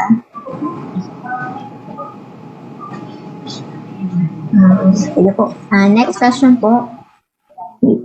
What if the buyer decided to pay the full payment and hindi na niya pinaabot sa X? 30 years term, Is she still covered by other features of MRI? Kapag po nagkaroon ng full payment ng client, even before the last term ng kanya pong 30 years to pay, hindi po na siya makukover ng MRI kasi po attached lang po sa ating amortization yung pagbabayad ng insurances. So just in time na nag full payment po tayo, stop na rin po yung ating insurances. Kasi yan po ay protection natin habang tayo ay nagbabayad. So wala po tayong maaaring ibigay pabalik in terms of insurance policy sa client po na nag-full payment na po ng kanyang housing loan. So gusto lang nating i-emphasize na ang security po ng property at saka yung buhay ng kliyente natin sa housing loan is up and okay as long as we're paying the amortization, and it will end upon full payment or settlement of the housing loan account. Pero still, mama, we encourage na mag-save pa rin kayo. It's either Pag-ibig 1 or Pag-ibig 2. Kasi yun naman po yung benefits natin. Provident funds naman po kasi yun. Okay po. Thank you, sir. Next question po. For the fixed rate po, kung halimbawa ay 3 years ang napili ni borrower, paano po niya malalaman na magpapalit na ng interest rate? Mag-a-advise po ba ang Pag-ibig through email? Yes, ma'am. We advise via email. Sana po updated at tama po ang email address na ibinigay po niya from the very first time na nagkaroon siya ng housing loan application sa amin. So, I think we are also generating the billing statement via virtual Pag-ibig. May naka-indicate po doon na kung if you wish to update your email address or contact numbers, just send it to your account officer. And also, meron naman po tayong may website po tayo at saka may social media and TV networks who could also give the news to our clients whenever there is a change in our interest rate or even the dividend rates. So, nababalita naman po yan. Just in case na matatapos ka na, third year mo ngayon, dapat makibalita na po kayo kung kailan po magkakaroon ng changes sa interest rate para kayo naman din po is aware na pwedeng bumababa o tumaas yung inyong payable sa Pag-ibig Fund. So yun po yung pwedeng nating isagot. Mag-check po sa website, through virtual Pag-ibig, through Facebook account ng Pag-ibig Fund, and mga news, it's either sa broadsheets or sa TV networks po natin. Yun po. Thank you, sir. Follow-up question. Okay po. Sige po. Sir Ron, follow-up question lang doon sa fixed rate. After ng 3 years, tapos halimbawa kung may ano ba si buyer na 3 years ulit or 5 years, ganun. Pwede siyang, may choices ba siya? Yes, ma'am. As long as meron tayong declared na prevailing rate po on that year na natapos po yung 3-year fixing period ni client, he or she could choose again kung magti 3-year fixing period po ba siya with that prevailing rate or the other fixing period of 5, 10, 15, or 20, or 30 po. Depende po, ma'am, sa gusto po niya. Basta before mag 3 years, sir, dapat may settle na niya agad. Yes, ma'am. We could inquire at Pag-ibig office po or sa account officer natin. Kasi, ma'am, I can't say now kung bago matapos yung ika-third year niya or just after ng ika-third year, saka tayo mag-a-apply. Kasi, ma'am, we will be dependent on the guidelines po and the system po na available na on that particular change in interest rates po natin. Okay, sir. Thank you po. Welcome po, ma'am. Next question po. Yan. Pasensya na po, may mga question na nauulit. Hindi ko na lang po muna dahil madami na pong question. Patong-patong na po. Next question is, in my case po, may sinalo akong bahay. 2019 ko binili. Ako na po ang nag-continue ng payment. Possible po ba ma-transfer na sa name ko? Complete papers na kami and may deed of sale naman. Salamat po. Yung transfer of name po na titukoy nyo, ma'am, is about the title for the loan application po. Sir Marius? Yes po. Siguro yung title po mismo ba? Para hindi po yung mapalagay na po. Paano po ba yun, sir? Okay. Sir, hindi ang transfer of title po kasi will commence po or will be named after po the first borrower. Kung sakali po na we wish to have it named after you, kailangan po talagang dumaan sa first owner bago po sa inyo.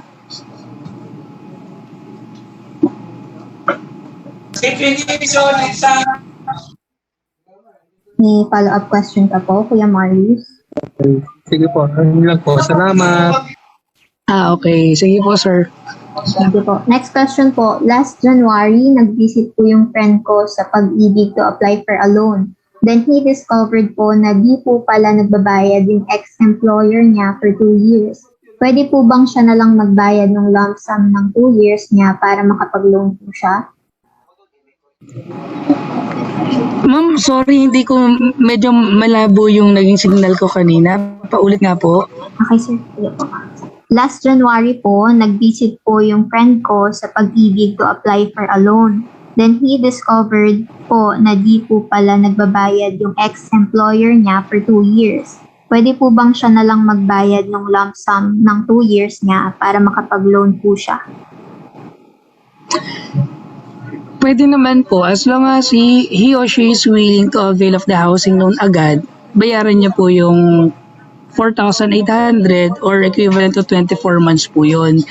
And then, continuous po dapat ang payment natin since may bagong employer si sir o si ma'am.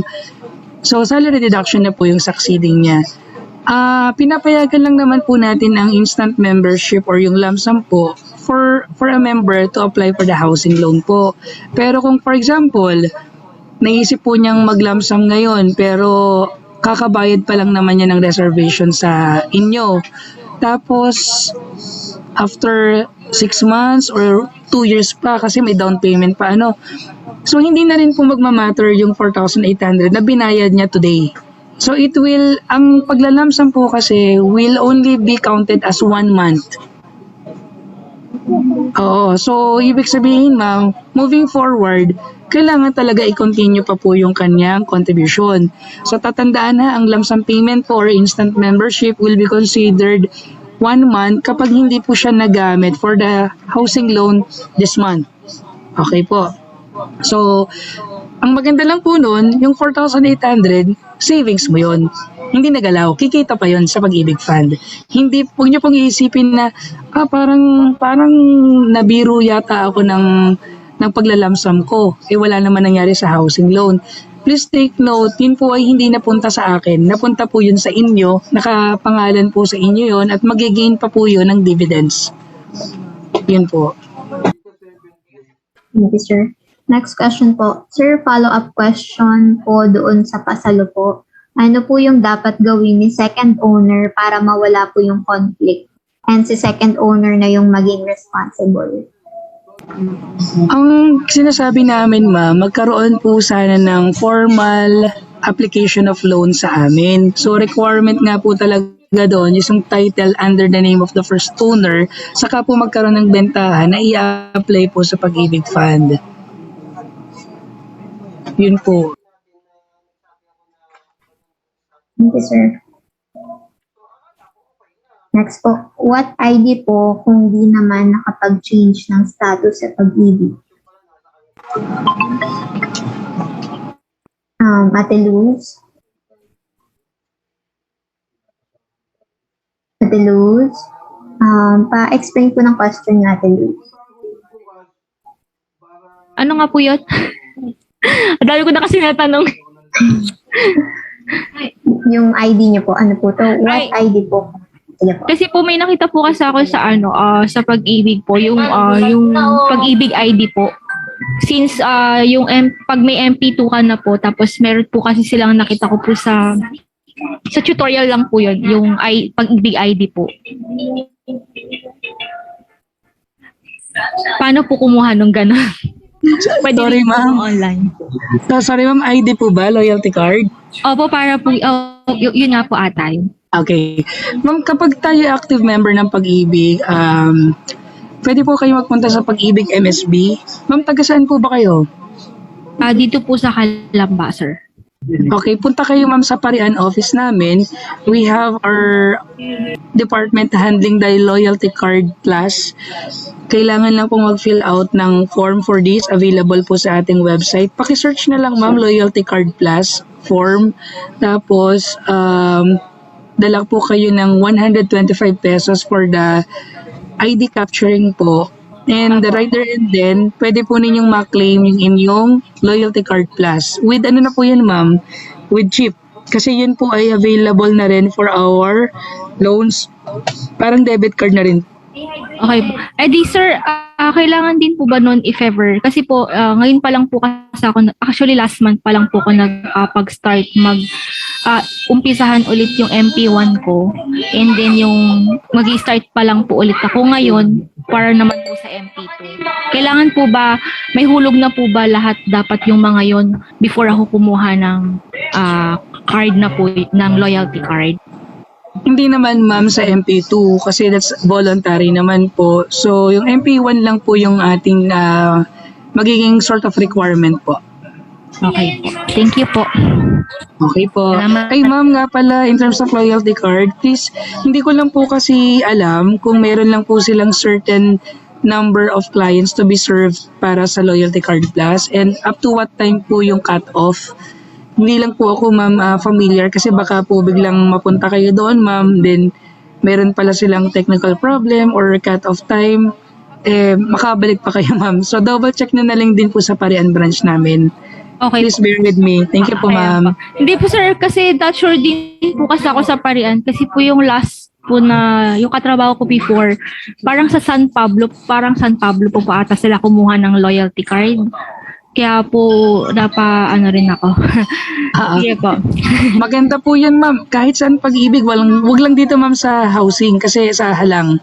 Apo. Wala po kaming ganun ma'am. Sige po. Thank you po. Thank you, Ate Luz. Last 3 questions na lang po. Pasensya na po. Alas 4 na po pala. Okay. Number 1, sir, may specific email po ba na pwede padalhan ng email or letter for those member na nagkaroon ng voluntary surrender if valid naman ang reason? Thank you. The purpose of sending a letter is to inform only the Pag-ibig staff na ayaw na po dun sa property or mayroon pong gustong sabihin na mag-apply ulit. Bali sir, ang purpose po is to reapply kasi previously parang nawalan siya talaga ng trabaho. So, no source of income na ipagpatuloy pa yung loan before. That's why decided na i-surrender pa na before na yung property. So this time parang plano mag-loan parang ganoon. So may specific pa tayong sir, email or department kung pwedeng makausap regarding sa ganung settlement po. Yes sir. Meron naman po tayong department handling the loans processing po.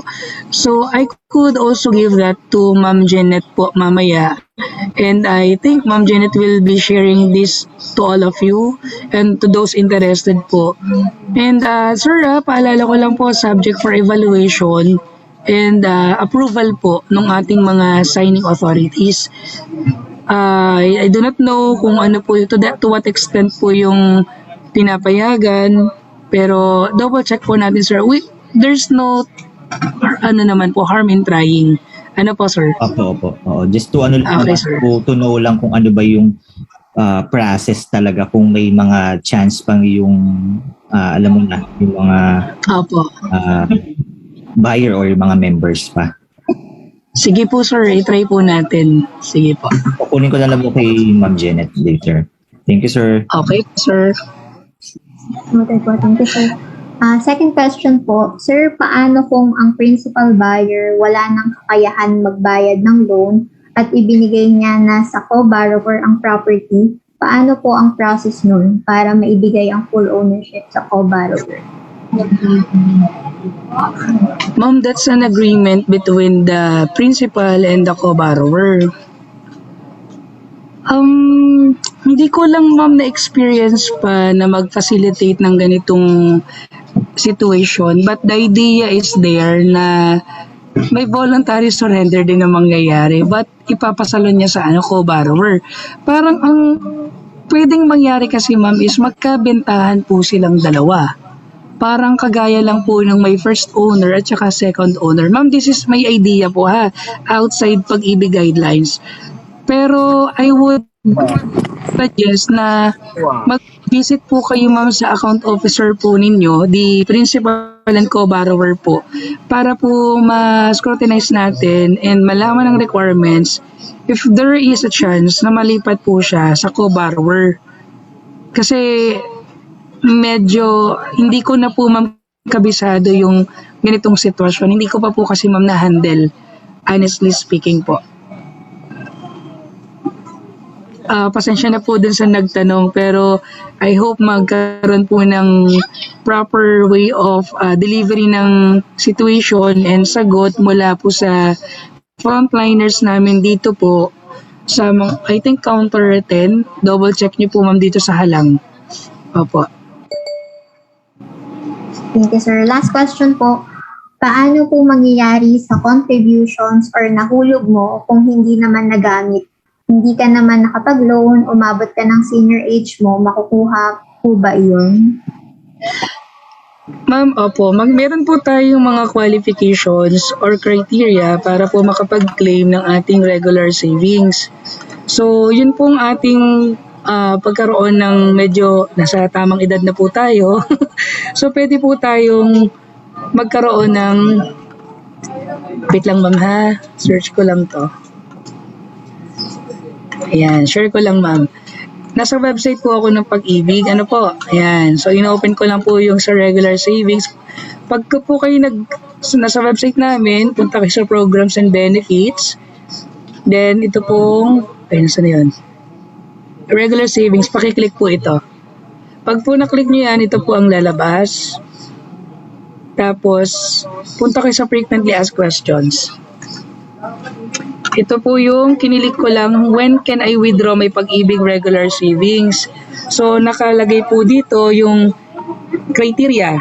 So, if you have maturity of 20 years of payment or contributing 240 months, at the age of 60 or retirement mo, or 65 as mandatory, separation from the service due to health reason, permanent departure from the country, permanent and total disability or insanity, critical illness of the member or any immediate family member as certified by a licensed physician, and all others po na pwede po ipa-approve sa senior management namin.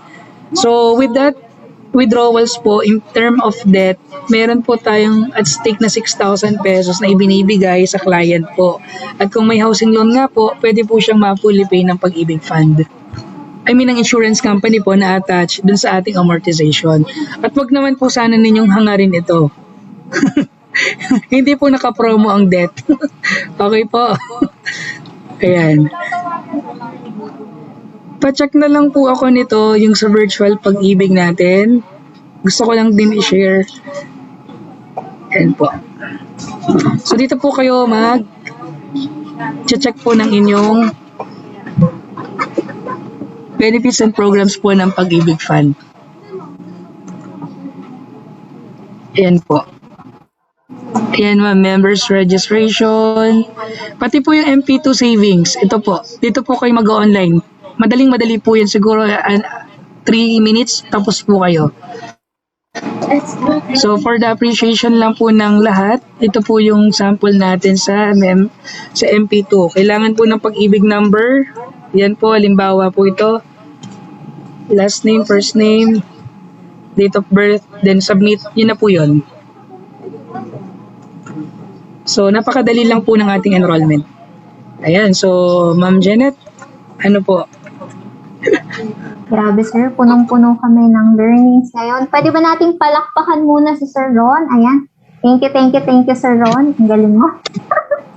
Sir, parang ilang taon na kayo sa Pag-ibig Thank you. Thank you, sir. Ma'am, actually, kapapasok ko lang po kahapon. Ayan. So, down to our last part, tawagin na natin ang CEO and head broker po ng Yes Land Realty to present the Certificate of Appreciation, Broker Eunice Joanne Bumatay Bautista. Ayan. Pusuan muna natin si Sir Ron. Yan, broker din yan. Sir Broker Ron, pusuan natin ang husay-husay, no?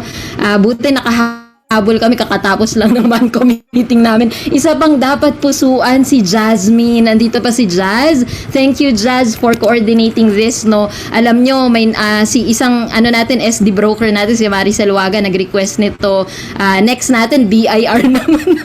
BIR seminar. We are doing whatever it takes, no, to give excellent service sa ating mga real estate practitioners and sa mga kliyente natin. So maraming salamat, Sir Ron. Pwede na tayo mag-share screen, Net, may bibigay lang po kami, ipapadala na lang po namin tong certificate, no. Stop share lang po tayo, sir, tas mag-share screen si Janet. Oo, palakpakan din natin ang magandang host natin. Next, Sir Ron, si Janet po, magte-take yan ng board exam sa April 12. Pakisama sa prayers, ha.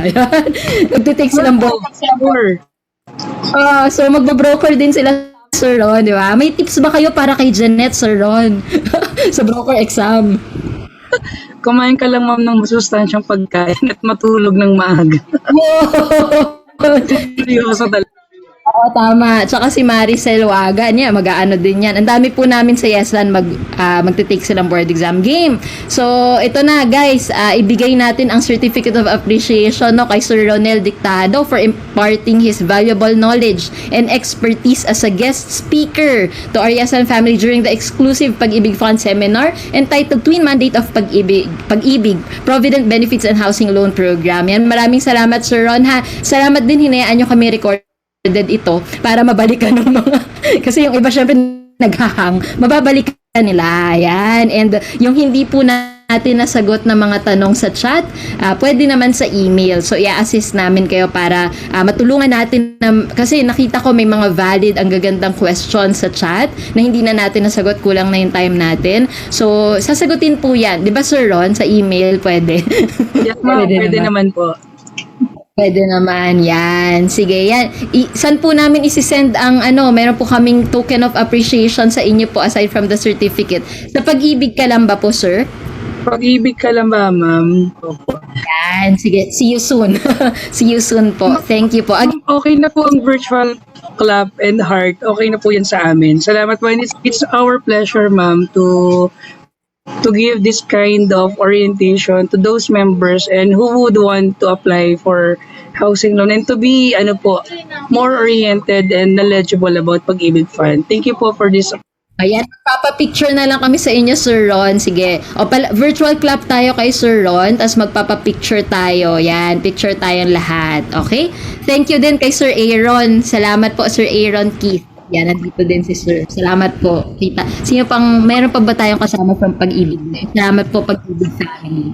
Okay, Net. Thank you, Broker Nikki. Ayan, so open na po tayo ng ating camera. Nasa last part na talaga tayo. Picture taking na po ang ating photo off para may remembrance naman po tayo. Open na po ng camera. Okay. So, ang namin, Sir Ron, kami ng reactions po na puso. And then, yes, land na sign, hand sign. Ayan. So, yes, land. Ayan. Pati po ako? Opo, sir. Ayan, pati sa Sir Aaron. Ayan. Alright, 1, 2, 3. Puso, yes, land, and then smile. Ayan.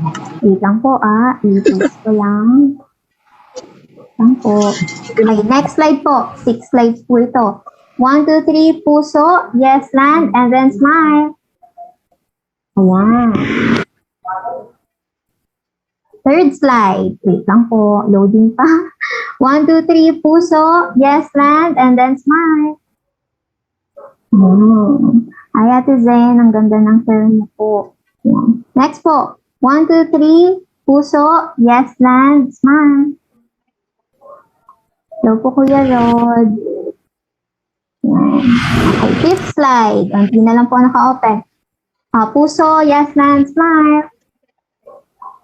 Okay, last slide na po. Wait lang po. Alright, last slide. 1, 2, 3, puso. Yes, land, smile. Thank you, Yesland family. Thank you, Pag-ibig. Thank you po. Thank you so much po. Thank you. Thank you, Thank you, Sir Ron. Thank you, Sir Ron. Thank you, Sir Ron. Thank you po, Sir Ron. Thank you po. Thank you po. Thank you sa lahat. Ingat po. Bye-bye po.